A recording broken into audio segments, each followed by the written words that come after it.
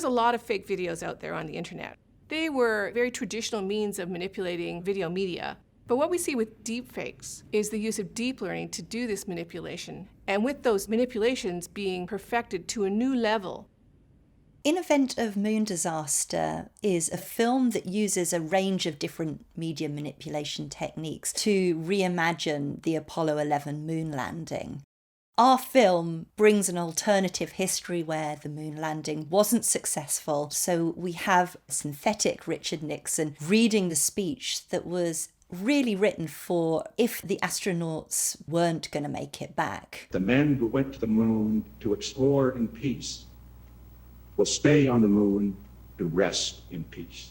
In Event of Moon Disaster, it's an education piece to show just how realistic and deceptive deep fakes can be, and to make our audiences more observant and aware around the media that they encounter, to equip them to be more discerning.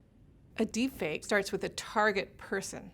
Then you collect all sorts of footage of that person. And a generative adversarial network is able to train off of all these historical examples and capture a representation of the person.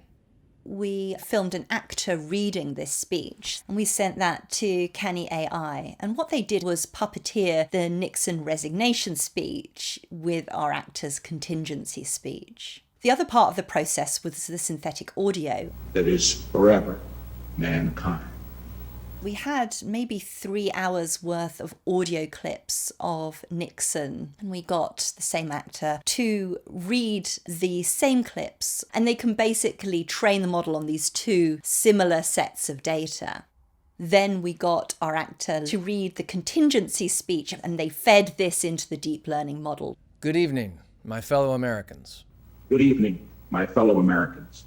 The voice was surprisingly complicated. Synthetic audio hasn't developed at the same rate as the visual part of deepfake technologies. At the moment, the technology is not there for everyday people to be making this level of media. But you might not need it to be that sophisticated for it to be that dangerous. We use video as truth. So deepfakes lead to this misinformation and disinformation that can spread throughout the internet. It means that you can point to anything and say that it's not true. So everything can be plausibly denied. Our sense of reality, our sense of truth is completely destabilized. There are legal scholars who are thinking about legislation and regulation. There are the computer scientists who are trying to come up with detection models.